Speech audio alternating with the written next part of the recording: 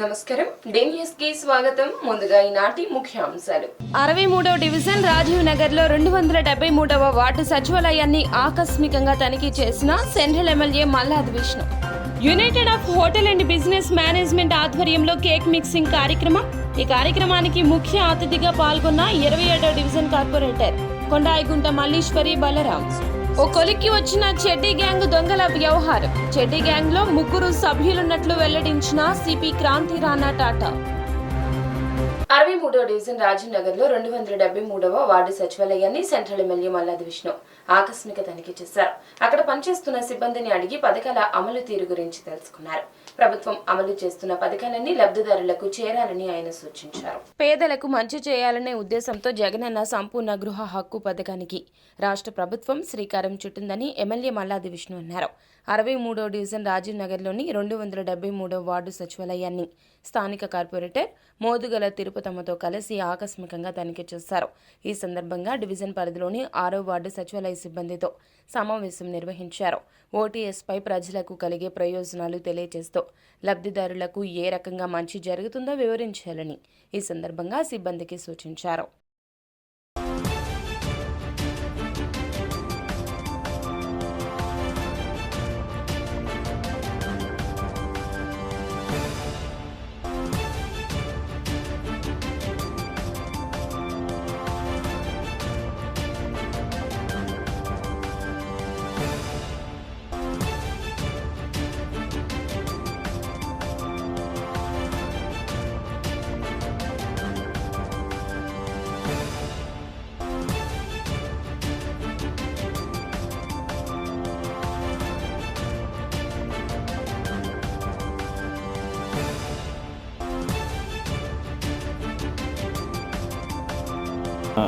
సంపూర్ణ గృహ హక్కు పథకంలో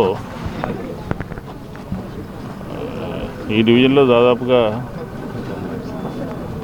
8,000 చిల్లర. ఈ 2 లేఅవుట్లో కొంతమంది 8,000 చిల్లర ఉండటం జరిగింది.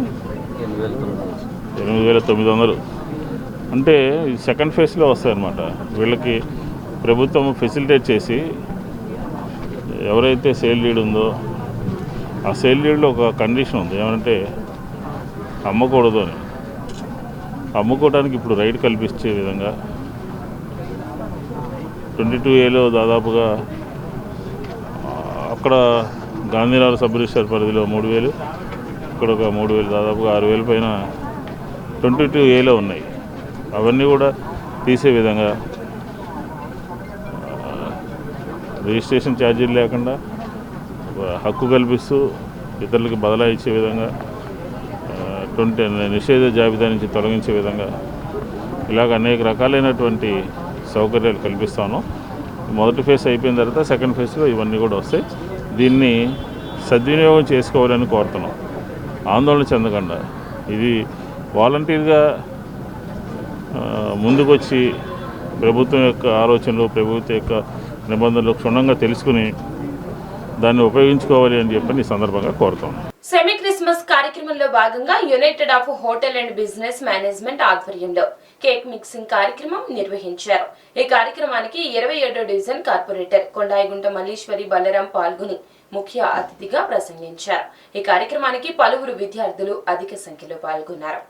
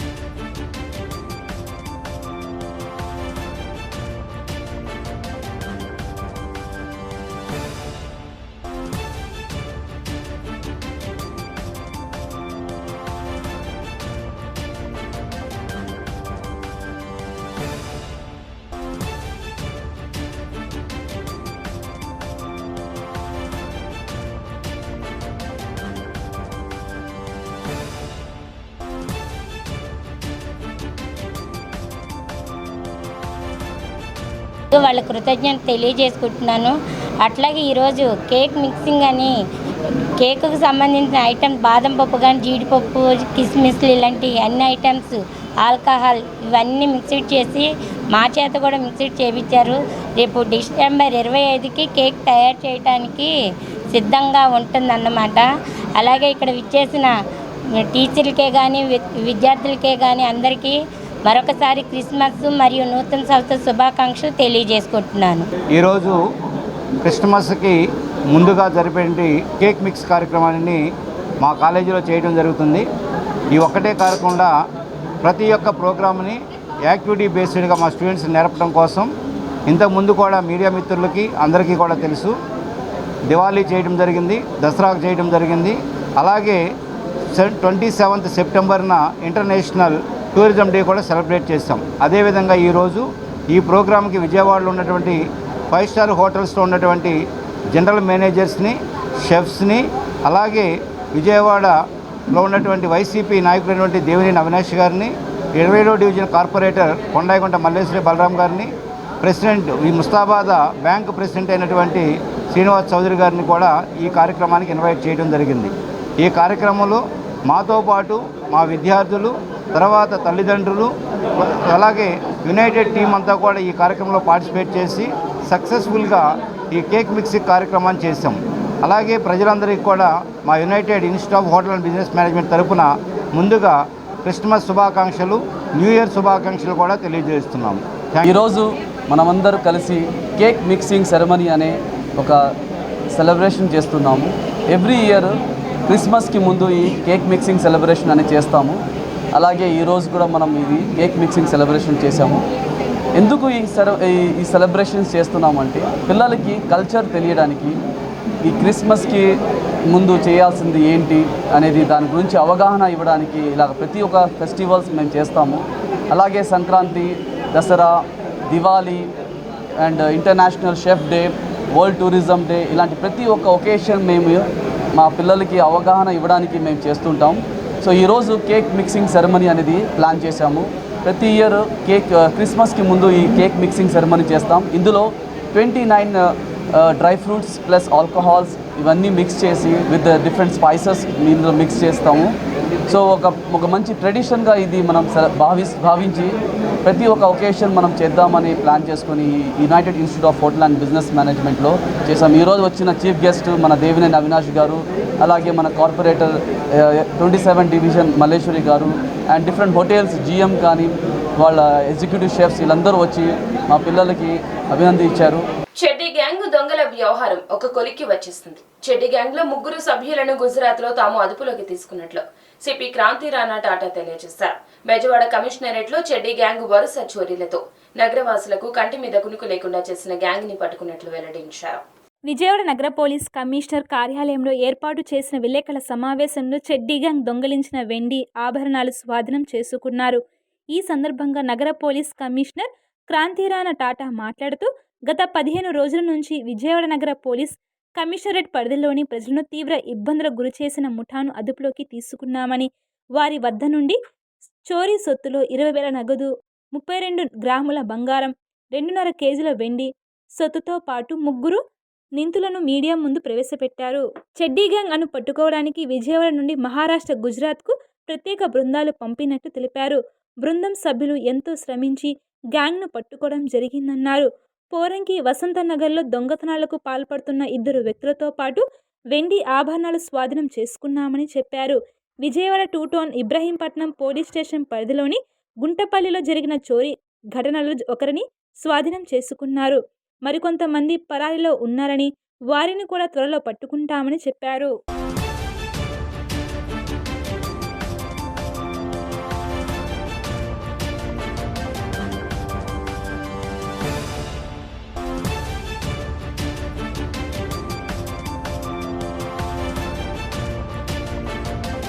మీ అందరికీ తెలుసు, ఈ మధ్యకాలంలో అంటే గత నెల 28వ తారీఖు నుంచి ఈ నెల 6వ తారీఖు వరకు మన విజయవాడ, గుంటూరు శివారు ప్రాంతాల్లో మనకి కొన్ని దొంగతనాలు జరిగినాయి.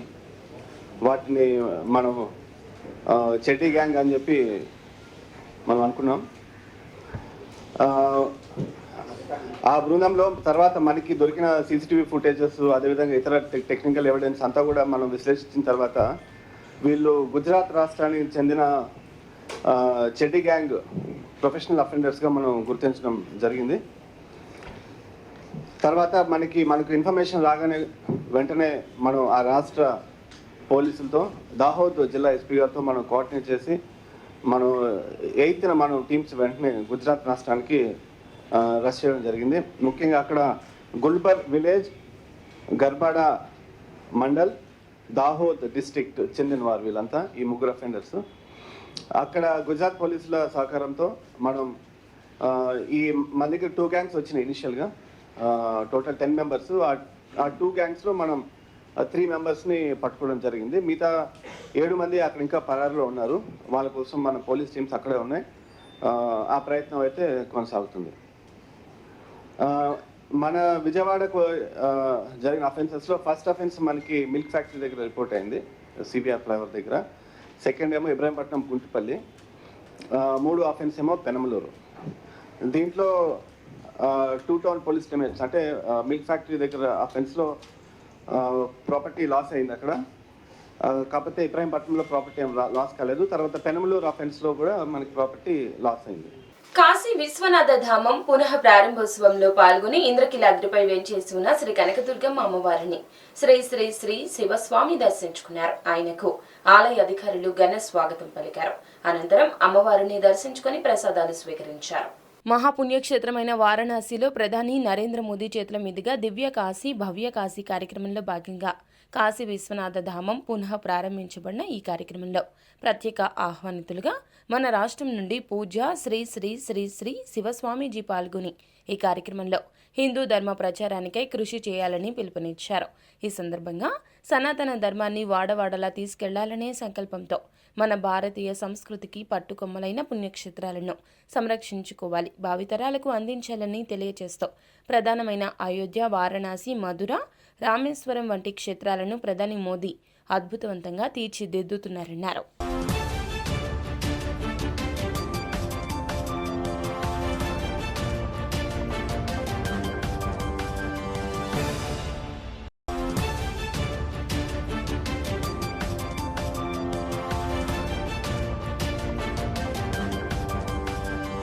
భవ్యకాశీ దివ్యకాశీ అని ప్రధాని మోడీ గారి ఆధ్వర్యంలో కాశీలో తలపెట్టినటువంటి ఒక పుణ్య కార్యక్రమానికి మన ఆంధ్రప్రదేశ్ నుంచి స్వామీజీ వారి యొక్క ఆహ్వానం మీదకి, ఉత్తరప్రదేశ్ ముఖ్యమంత్రి గారి ఆహ్వానం మేరకు అక్కడికి వెళ్ళటం, అక్కడ స్వామీజీ గారికి ఒక మంచి ఆదరణ లభించి ప్రాముఖ్యతతో వారిని కూడా వారు రిసీవ్ చేసుకోవడం, అక్కడ మోడీ గారి సరసనే వారిని కూర్చోబెట్టి అక్కడ ఆ కార్యక్రమాలు అంతా కూడా పాలు పంచుకునే రకంగా వారు చేయడం జరిగింది. ఇదంతా కూడా ఈ మధ్యకాలంలో మనం చూస్తూ ఉన్నాం. ఒక ధర్మ పరిరక్షణ వేదిక ద్వారా కానివ్వండి, లేదా శైవక్షేత్ర పీఠాధిపతులుగా కానివ్వండి, ఎక్కడ అధర్మం ఉంటే అక్కడికి వెళ్ళి స్వామీజీ వారు చేస్తున్నటువంటి దీక్షా దక్షతతోటే ఇటువంటి అన్నీ కూడా సాధ్యం అవుతున్నాయని మనందరికీ తెలుసు. వారు నిత్యం ఆ దైవారాధనలో ఉంటూ ఎంతోమందిలో ధర్మ పరివర్తనని నేర్పిస్తూ ఆధ్యాత్మిక ప్రబోధాన్ని పెంపొందిస్తూ వెళ్తున్నారు. మనం గతంలో కూడా చూసాం, అయోధ్యలో రామాలయ శంకుస్థాపనకు కూడా మన ఆంధ్రప్రదేశ్ మొత్తం మీద ఏకైక ఆహ్వానం వచ్చింది, అది మన స్వామీజీ వారికే. ఎందుకు చెప్తున్నాను ఈ విషయాలంటే, మనం ఎప్పుడు కూడా నిరంతరం ఒక ధర్మపరమైనటువంటి ధార్మిక కార్యక్రమాల్లో ప్రయాణం చేస్తున్నప్పుడు తప్పనిసరిగా అది ప్రజల యొక్క గుర్తింపు, స్వామీజీల యొక్క గుర్తింపు, ప్రభుత్వం యొక్క గుర్తింపు తప్పనిసరిగా లభిస్తుందనేది, వీటన్నిటికీ మించి ఆ దేవుని యొక్క గుర్తింపు తప్పనిసరిగా వస్తుంది, పుణ్యప్రాప్తి కలుగుతుంది అనేది దానికి తార్కాణంగా మనం చెప్పుకోవచ్చు. ఏదైనా ఈ భూమి మీద ఉందంటే అది కాశీ మహాక్షేత్రం. అనేక మంది దుష్కరుల యొక్క దాడుల ద్వారా ఎదుర్కొని నిలబడి నిరంతరము భక్తులకి జీవన్ముక్తిని, మోక్షాన్ని ఇచ్చే ధామం ఏదంటే అది మన కాశీధామం. అటువంటి కాశీ క్షేత్రాన్ని మాన్యశ్రీ ఉత్తరప్రదేశ్ సీఎం గారు యోగి ఆదిత్యనాథ్ గారు, మాన్యశ్రీ భారత ప్రధాని నరేంద్ర మోడీజీ గారు ఒక దృఢ సంకల్పంగా తీసుకుని వేలాది మంది భక్తులకు శీఘ్రంగా దర్శన భాగ్యాన్ని కలగచేయాలి, కాశీ క్షేత్రాన్ని భవ్య కాశీగా దివ్య కాశీగా మార్చాలని దృఢ సంకల్పంతో వారు నిర్ణయం తీసుకోవడం, అతి కొద్ది కాలంలోనే ఆ క్షేత్రాన్ని చాలా వైభవోపేతంగా పునరుద్ధరణ చేయటం, దానికి భారతదేశం మొత్తం నుంచి కూడా వందలాది మంది స్వామీజీలని మఠపీఠ ఆశ్రమావతుల్ని పిలవడం ఎంతో ఆనందదాయకం. మరి దానిలో భాగంగానే యోగి ఆదిత్యనాథ్ గారు స్వయంగా నాకు ఫోన్ చేసి వారు ఆహ్వానం పలికారు. మరి కాశీ క్షేత్రాన్ని సందర్శించడం, అది కూడా స్వామివారి యొక్క మొట్టమొదటి అభిషేక కార్యక్రమంలో పాల్గొనే భాగ్యాన్ని నాకు కలగచేయటం, ద్వారం దగ్గరే వారి పక్కనే ఏర్పాటు చేసుకుని చక్కగా ఆ యొక్క క్షేత్ర వైభవాన్ని ప్రపంచానికి చాటి గొప్ప ప్రక్రియ. అలాగే మానశ్రీ నరేంద్ర మోడీ గారు కూడా ఒక సామాన్య భక్తుల్లాగా అక్కడ ఎవరైతే ఇటుకలు మేర్చారో, ఎవరైతే పారిశుద్ధ కార్యక్రమం ఉన్నారో వారితో కూర్చొని సహబంతి భోజనాలు చేయటం, ఒక ఐఏఎస్ ఆఫీసర్ ఉంటే ఆమెకు పాదాలకు నమస్కారం చేయటం, ఒక దేశ ప్రధానిగా, హిందుత్వవాదిగా, హిందూ ధర్మ సంరక్షకుడుగా, విశ్వ విజేత నాయకుడిగా తన వైభవాన్ని ప్రపంచానికి మరొక్కసారి చాటిన ఘనత ఈ కాశీ వైభవం ద్వారా మనకు లభిస్తుంది. విజయవాడ ఔటర్ రింగ్ రోడ్డు కట్టాలంటే 8,000 ఎకరాలు అవసరమని ఏపీ మంత్రి పేర్ని నాని అన్నారు. ఈ మేరకు 2016-17లోనే నివేదిక ఇచ్చినట్లు, దానితో అప్పట్లో కేంద్ర సాయాన్ని చంద్రబాబు కోరారన్నారు. విజయవాడ ఔటర్ రింగ్ రోడ్డు కట్టాలంటే 8,000 ఎకరాలు అవసరమని ఏపీ మంత్రి పేర్ని నాని చెప్పారు. ఈ మేరకు 2016-17లోనే నివేదిక ఇచ్చినట్లు, దీంతో అప్పట్లో కేంద్ర సాయాన్ని చంద్రబాబు కోరారన్నారు. భూసేకరణ చేసి ఇస్తే చూస్తామని కేంద్రం చెప్పిందని, అయినా 2018 వరకు టీడీపీ ప్రభుత్వం కనీస డిపిఆర్ కూడా ఇవ్వలేదన్నారు. అధికారంలో ఉన్నప్పుడు చేయలేకపోయిన టీడీపీ నేతలు ఇప్పుడు మేము చేయలేదని విమర్శలు చేస్తున్నారని మండిపడ్డారు. ఈ ఆరోపణలు ఎందుకు చేస్తున్నారో వారికే తెలియాలన్నారు.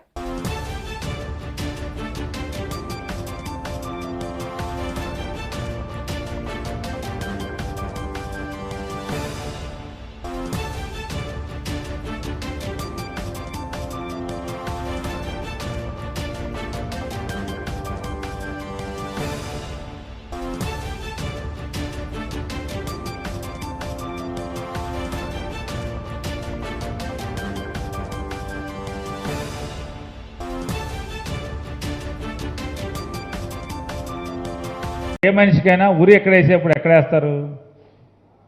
ఒక భౌతికంగా ఒక మనిషి ఉండాలి. ఆ మనిషి ఉండి, ఆ మనిషికి ఒక మెడ ఉండి, ఆ పైన తలుంటే తాడు కడితే మధ్యలో ఊరి అంటారు. ఎంత ధృతరాష్ట్ర ప్రేమ ఈయనకి రామోజీరావు గారికి చంద్రబాబు మీద అంటే,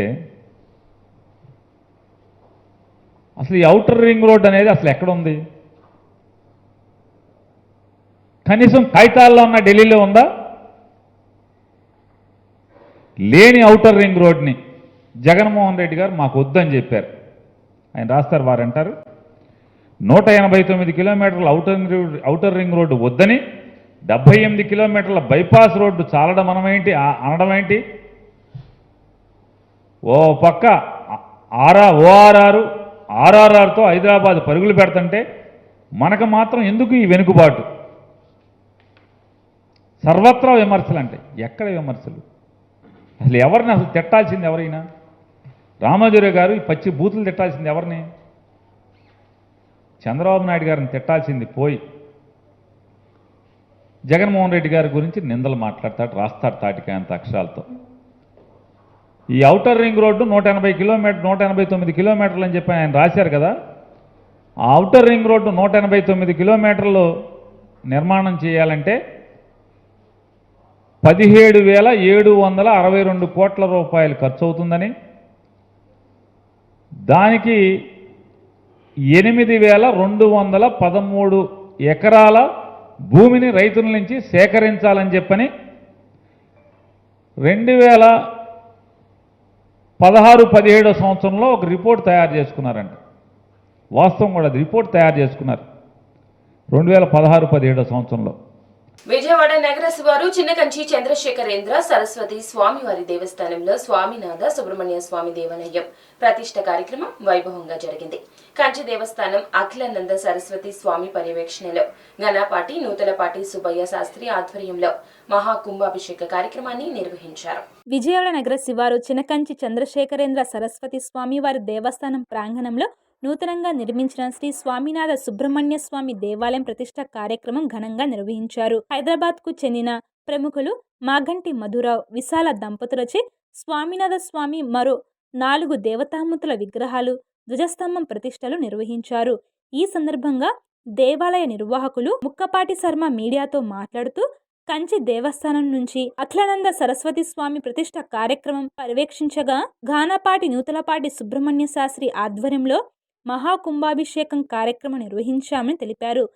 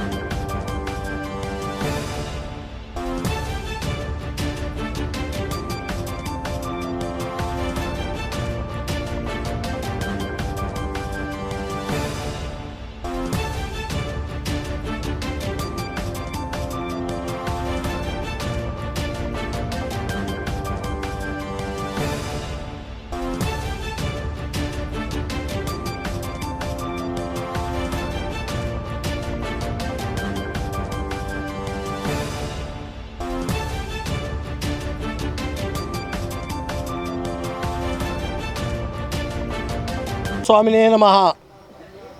చినకంచి మహాక్షేత్రంలో శ్రీ శ్రీ శ్రీ జగద్గురువులు శంకర విజయేంద్ర సరస్వతి స్వామివారు స్వామినాథ దేవాలయ నిర్మాణం చేయమని హైదరాబాదు వాస్తవ్యులు మాగంటి సత్యనారాయణమూర్తి గారిని ఆదేశించారు. వారి ప్రేరణతో వారి పిల్లవాడు మధురావు గారు, విశాల దంపతులు, వాళ్ళ సోదరులు, ఆ కుటుంబం అందరూ కలిసి ఈ స్వామినాథ దేవాలయాన్ని నిర్మాణం చేయడం జరిగింది. స్వామినాథుడు సనత్ కుమారుని సనస్సు జాతీయుని యొక్క అంశతో జన్మించి ఈశ్వరుడికి వరమిచ్చి కుమారుడుగా నేను పుడతానని చెప్పి వారు కాస్త ఈశ్వరుడికి కుమారుడుగా జన్మించారు. స్వామినాథుడుగా జన్మించి ఆయనకి బ్రహ్మోపదేశం చేశారు. ఆ స్థలం కుంభకోణం దగ్గర స్వామిమలైలో ఉంది. ఆ స్వామినాథుడిని సత్యనారాయణమూర్తి గారికి భక్తుల సహకారంతో ఢిల్లీలో స్వామినాథ దేవాలయం నిర్మాణం చేయమని చెప్పానని చంద్రశేఖరేంద్ర సరస్వతి స్వామివారు వారి ఆధ్వర్యంలో నిర్మాణం చేయించడం జరిగింది. కోసం ఈ గుడి ఇక్కడ నిర్మాణం జరగబడింది. అందరికీ మంచి జరగాలి, లోకానికి మంచి జరగాలని స్వామివారు ఆదేశించారు. అందుకని ఈ గుడి నిర్మాణం ఏడాదిన్నర నుంచి జరుగుతున్నది. చాలా బాగా సపోర్ట్ వచ్చింది మాకు అందరి దగ్గర నుంచి. శాస్త్రి గారు బాగా సపోర్ట్ చేశారు. ఈ గుడి వల్ల అందరికీ, చుట్టుపక్కల గ్రామాలు అందరికీ బాగా లాభం జరుగుతుంది, అందరికీ మంచి జరుగుతుంది, అందరికీ ప్రసాదాలు ఇవ్వబడతారు. అందరూ ఇక్కడ వచ్చి ప్రతి షష్ఠి నాడు వచ్చి ప్రసాదం తీసుకోవాలని స్వామివారి ఆదేశం. శుద్ధ షష్ఠి ఇక్కడ దేవాలయం స్వామినాథ ఇక్కడ దేవాలయాన్ని నిర్మించారు. ఎందుకంటే ఇక్కడ చుట్టుపక్కల గ్రామంలో ఈ దేవాలయం లేదు. ఇక్కడ ఆంధ్రాలో, తమిళనాడు, ఎక్కడ తెలంగాణలో ఈ గుడి లేదు ఎక్కడ.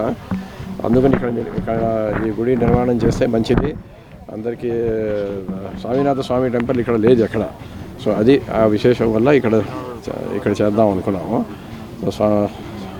స్వామివారి ఆశీస్సులతో ఇవన్నీ జరిగినాయి బాగా. అండ్ అదే కోరుకుంటున్నాం అందరు బాగా రావాలి, ఇక్కడ వచ్చి పూజలు చేయాలి, అందరికీ బాగా ఫలితాలు రావాలి, అందరికి మంచి జరగాలని కోరుకుంటున్నాం.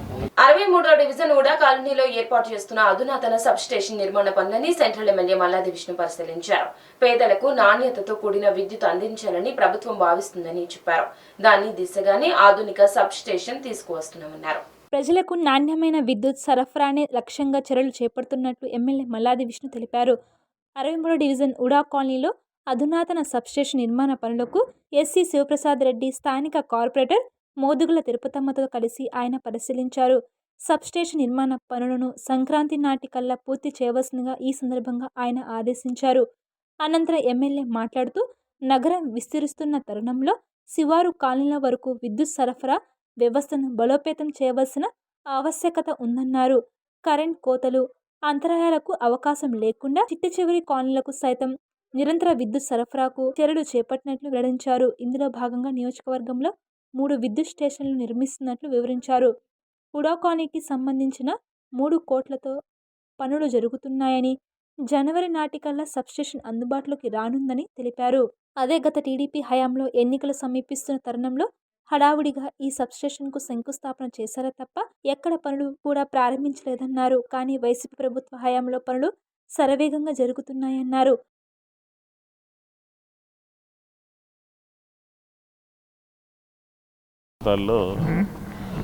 నాణ్యమైన కరెంట్ ఇవ్వాలి, విద్యుత్ అందరికీ నిరంతరం విద్యుత్ ఇవ్వాలి అని ప్రభుత్వం ఏదైతే ఒక దృఢ సంకల్పంతో ఉందో దాన్ని దరిమిలా ఇక్కడ ఒక సబ్స్టేషన్ నిర్మాణాన్ని దాదాపుగా 5 కోట్లు అనుకుంటాను,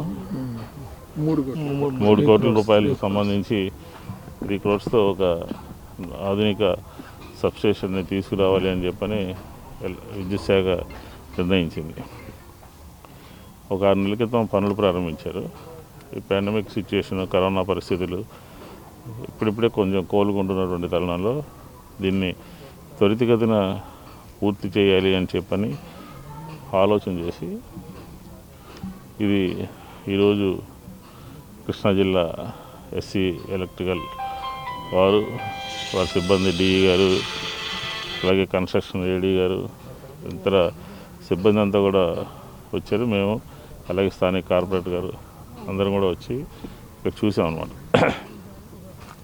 సంబంధిత అధికారులతోనూ అలాగే కాంట్రాక్టర్తోనూ మాట్లాడితే అన్ని విషయాలు చర్చించిన తర్వాత ఫైనల్గా ఒక అభిప్రాయానికి రావడం జరిగింది. అదేంటంటే సంక్రాంతి తర్వాత ఏ క్షణానైనా దీన్ని ప్రారంభించడానికి అనువుగా పూర్తి చేస్తాము అని చెప్పని అధికారులు అలాగే కాంట్రాక్టర్ ఇద్దరు కూడా చెప్పడం జరిగింది. సరే కొంచెం 10 రోజులు అటు ఇటైనా దీన్ని త్వరితగతిన విద్యుత్ శాఖ మంత్రి గారి చేతుల మీదుగా దీన్ని ప్రారంభించాలి అని చెప్పని అనుకుంటా ఉన్నాం. దీంతోపాటు ఇందిరాగాంధీ స్టేడియంలో అలాగే శ్రీనగర్ కాలనీలో ఈ 2 చోట్ల కూడా విద్యుత్ సబ్స్టేషన్స్ని ఆల్రెడీ టెండర్స్ అయిపోయి పనులు మొదలు పెడతానికి సిద్ధంగా ఉంది. ఎమ్మెల్యే గారు చెప్పినట్లు 3 సబ్స్టేషన్స్, 2 సబ్స్టేషన్స్ ఈ ఇయర్లో కొత్తగా స్టార్ట్ చేయాలనుకున్నాం. అట్లాగే ఇది 2021లో ఉంది. యాక్చువల్గా ఇది కూడా అనివార్య కారణాల వల్ల ఎమ్మెల్యే గారు చెప్పినట్లు కోవిడ్ ప్రభావంలో కొంత మెటీరియల్ రావడం ఆలస్యమైంది. అందుకోసం పోల్స్ కానీ మిగతా అన్నీ దాన్ని కూడా వీలైనంత తొందరగా జనవరిలో చార్జ్ చేయడానికి ఎమ్మెల్యే గారు కోరిక మేరకు దాన్ని కంప్లీట్ చేస్తాం. అట్లా మిగతా 2 సబ్స్టేషన్లో కూడా ఇందిరాగాంధీ మున్సిపల్ స్టేడియము, ఇంకోటి ఏదమ్మా శ్రీనగర్ కాలనీలో కూడా మేము అత్యున్నత మంచి ఉన్నత ప్రమాణాలతో సబ్స్టేషన్ నిర్మాణం చేస్తాము. కాబట్టి ప్రభుత్వ ఉద్దేశం ఏంటంటే మెరుగైన విద్యుత్తు నిరంతరంగా ఇవ్వాలని ప్రజలకు. దాంతోపాటు వాళ్ళ యొక్క సీఎండి గారు చెప్తుంటారు బిల్స్ కూడా తగ్గుతాయి, వోల్టేజ్ బాగుంటాయి. కాబట్టి దీనివల్ల ప్రజలకు చాలా ఉపయోగకరంగా ఉంటుంది. ఏదైనా కొత్త నిర్మాణాలు కానీ హౌసింగ్ కాంప్లెక్సెస్ కానీ కమర్షియల్ కానీ హౌసింగ్ కాంప్లెక్స్లు ఏమొచ్చినా కూడా సత్వరమే వాటికి విద్యుత్ సరఫరా చేస్తాం. పాదరక్షలపై జీఎస్టీ 5 నుండి 12% పెంచడాన్ని AP footwear manufacturers and dealers association తీవ్రంగా ఖండించింది. జీఎస్టీ పెంచడం వలన రాష్ట్ర ప్రజలపై 150 కోట్ల భారం పడుతుందన్నారు. జీఎస్టీ పెంచడం వల్ల పాదరక్షల వ్యాపారం దెబ్బతిని ఈ రంగంలో పనిచేస్తున్న వేలాది మంది ఉపాధి కోల్పోయే అవకాశం ఉందన్నారు. హనుమాన్పేటలో ఏర్పాటు చేసిన విలేకరుల సమావేశంలో వారు మాట్లాడుతూ కేంద్ర ప్రభుత్వం 1000 రూపాయల లోపు విలువగల పాదరక్షకులపై ప్రస్తుతం ఉన్న జీఎస్టీని 5% నుండి 12% పెంచుతూ నిర్ణయం తీసుకుంది. జనవరి 1, 2022 నుండి అమలుకు రంగం సిద్ధమైందని, రాష్ట్రంలో సుమారు 30,000 మందికి పైగా కార్మికులు పాదరక్షల తయారీ మరియు అమ్మకంలో ఉన్నారు. ప్రతి సంవత్సరం కోట్లాది మంది ప్రజలు పాదరక్షకులు వినియోగించుకుంటున్నారని, 145% జీఎస్టీని పెంపు వినియోగదారులపై తీవ్ర ప్రభావం పడుతుందని అన్నారు. పేద మధ్యతరగతి ప్రజలు ఎక్కువగా 1000 రూపాయల లోపు పాదరక్షకులను వినియోగిస్తున్నారన్నారు. మరోవైపు ఇప్పటికే 300 మంది ఉత్పత్తిదారుల వద్ద వేల మంది బడుగు బలహీన వర్గాలకు చెందిన కార్మికులు పనిచేస్తున్నారు అన్నారు. రాష్ట్రంలో సుమారుగా 700 మంది హోల్సేల్ వ్యాపారులు, 6,500 రిటైల్ షాపులు ఉన్నాయి. ఇందులోనూ వేల సంఖ్యలో దిగువ మధ్యతరగతి చెందిన వారు పనిచేస్తున్నారు. మీటింగ్ యొక్క ఉద్దేశము జనవరి 1వ తారీఖు నుంచి చెప్పులపై ఉన్న జిఎస్టీని 5% నుంచి 12% చేయడానికి గవర్నమెంట్ ఆఫ్ ఇండియా డిసైడ్ చేసినట్టుగా తెలిసింది. అలా చేయటం ద్వారా ఈ ఫుట్వేర్ పరిశ్రమలో చాలా ఇబ్బందులు ఎదుర్కోవాల్సిన అవసరం వస్తుందని భావించి మేము స్టేట్ గవర్నమెంట్కి, సెంట్రల్ గవర్నమెంట్కి నిరసన తెలియజేసుకోవాలనుకుంటున్నాము. మీ ద్వారా, మీడియా ద్వారా మరియు ప్రింటింగ్ ప్రెస్ ద్వారా, వీడియో టీవీ ద్వారా మా నిరసన కార్యక్రమాన్ని ప్రజల్లోకి తీసుకెళ్ళడానికి, అదే సందర్భంగా గవర్నమెంట్కి ఆల్రెడీ తెలియజేయడం జరిగింది. రాబోయే రోజుల్లో కూడా ఇంకా పెద్ద ఎత్తున మా నిరసనను తెలియజేస్తాం. మీకు తెలుసు, ఫుట్వేరే కాకుండా క్లాత్ మీద కూడా 5% నుంచి 12% చేయాలని డిసైడ్ అయినట్టుగా తెలిసింది. మనలో జీవించే ప్రతి ప్రాణి కూడా, అంటే మనుషుల్లో చెప్పులు బట్టలు లేకుండా ఈరోజు ఉంటున్న వాళ్ళు ఎవ్వరూ లేరు. మీకు తెలుసు, భారతదేశంలో ఉన్న జనాభాలో కూడా యావరేజ్న ప్రతి ఒక్కళ్ళు 2 జతలు వాడుతున్నారు అనేది ఒక శాస్త్రవేత్తల అంచనా. సో ఆ రకంగా చూస్తే ప్రతి ఒక్కళ్ళు దాదాపుగా చెప్పులు బట్టలు వాడాల్సిందే, నిత్యావసర వస్తువులు అయిపోయాయి. వీటి మీద, నిత్యావసర వస్తువుల మీద 12% ట్యాక్స్ చేయటం అనేది చాలా అబ్నార్మల్ అని మేము భావిస్తున్నాము. అది మన పెరుగుతున్న ఈ భారతదేశ ఆర్థిక పరిస్థితి, ఈ సమాజంలో అది సూటబుల్ కాదని, ఇప్పటిదాకా ఉన్న వ్యాట్లో 5% ఉంది. అలాగే 2017లో జిఎస్టీ ప్రారంభమైతే అప్పటి నుంచి ఇప్పటిదాకా కూడా 5% ఉంది. ఆ 5%లోనే ఉంచాలని మేము సెంట్రల్ గవర్నమెంట్ని, స్టేట్ గవర్నమెంట్ని కోరుకుంటున్నాము. శుభోదయం. మీడియా మిత్రులకి, తోటి వ్యాపారస్తులకి, మ్యానుఫ్యాక్చరర్స్లకి నమస్కారం తెలియజేసుకుంటున్నాను. గత 7-8 సంవత్సరాల నుంచి మన రాష్ట్రంలో, ముఖ్యంగా మన రాష్ట్రంలో వ్యాపారాలు, చిన్న తరగతి మధ్యతరగతి వ్యాపారాలన్నీ కూడా చాలా వృద్ధులకు గురవుతూ ఉన్నాయి. అంటే ఒక నోట్బందీ దగ్గర నుంచి కనుక తీసుకుంటే, డిమానిటైజేషన్ ప్రక్రియ దగ్గర నుంచి, తెలంగాణ ఉద్యమం దగ్గర నుంచి, తర్వాత ఎలక్షన్, తర్వాత జిఎస్టీ, ఇలా దాదాపుగా ప్రతి 1 year, 1.5 yearకి ఏదో ఒక పెద్ద అవాంఛనం వచ్చి బిజినెస్లో ఒక సెట్ బ్యాక్ రావడం జరుగుతూ ఉంది. ఇప్పుడు ఒకేసారి 150% పెంచారు. 5% నుంచి 12% అంటే 150% ట్యాక్స్ పెంచినట్టు లెక్క. కానీ జనానికి, పబ్లిక్కి ఎంత పెరుగుతుంది, దీంట్లో ట్యాక్స్ పోస్ట్ ఎంత అనే విషయం తెలియదు. అది తెలియజెప్పడం మా ఉద్దేశం. రేట్లు పెరుగుతున్నాయంటే, నిన్నటిదాకా పెట్రోల్ రేట్లు పెరిగింది. పెట్రోల్ రేటు పెరిగితే చెప్పుల రేటు పెరిగిపోతాయి, లెదర్ రేటు పెరిగిపోతాయి, రెగ్యులర్ రేటు పెరిగిపోతాయి. బికాజ్ మనం వేసుకునే ఫుట్వేర్లో 80% పెట్రోలియం మీద ఆధారపడి ఉండే మెటీరియల్స్ ఉండే మొత్తం. కింద సోల్ దగ్గర నుంచి, బలవాల దగ్గర నుంచి అప్పటి వరకు మొత్తం కూడా పెట్రోలియం బై ప్రోడక్ట్ మీదనే ఆధారపడి ఈ ఇండస్ట్రీ నడుస్తాం. అందుకని అంతర్జాతీయంగా పెట్రోల్లో ఏమాత్రం ఫ్లక్చువేషన్స్ ఉన్నా కూడా అవి ఆటోమేటిక్గా ఫుట్వేర్ పడతాయి. వార్తలు ముగించే ముందు ముఖ్యాంశాలు మరోసారి. 63వ డివిజన్ రాజీవ్ నగర్ లో 273వ వార్డు సచివాలయాన్ని ఆకస్మికంగా తనిఖీ చేసిన central MLA Malladi Vishnu. United of hotel and business management ఆధ్వర్యంలో కేక్ మిక్సింగ్ కార్యక్రమం. ఈ కార్యక్రమానికి ముఖ్య అతిథిగా పాల్గొన్న 27వ డివిజన్ కార్పొరేటర్ కొండాయిగుంట మల్లీశ్వరి బలరాం. ఓ కొలిక్కి వచ్చిన చెడ్డీ గ్యాంగ్ దొంగల వ్యవహారం. చెడ్డీ గ్యాంగ్ లో 3 సభ్యులున్నట్లు వెల్లడించిన CP Kranthi Rana Tata. D news సమాప్తం. నమస్కారం.